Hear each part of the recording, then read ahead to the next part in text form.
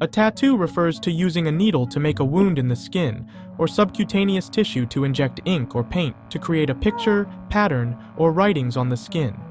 In the past, tattoos were often viewed negatively, but nowadays many see them as a form of culture and art. However, once a tattoo is applied, it cannot be easily removed. Tattoo removal requires expensive laser treatments, and even then, restoring the original skin condition is difficult. So, careful consideration is required before getting a tattoo. We'll discuss tattoo removals later, but for now, let's see what happens to tattoos when you gain or lose weight. To get straight to the point, tattoos can change slightly, but unless there's an extreme change in body shape, the differences are minimal. This is because tattoo artists stretch the skin tightly during the procedure.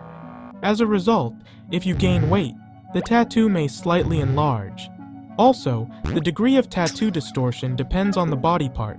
Popular tattoo areas typically have minimal changes even when body shape fluctuates. However, certain designs can distort with even slight body changes.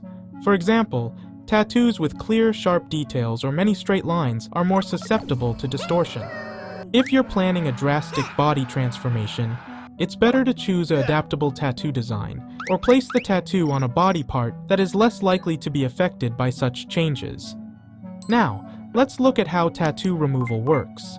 As previously mentioned, tattoos are made by injecting ink into the skin. But the ink injected into the skin remains in the dermis, which is visible to our eyes. To remove this, the ink particles must be crumbled. Firing short wavelength lasers break apart the macrophages containing the ink, which allows the fragments to be absorbed and expelled through the lymphatic vessels.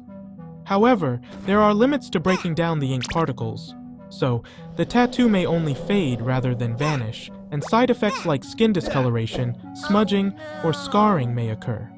By the way, why don't tattoos fade naturally? When foreign substances enter the body, an immune response usually eliminates them.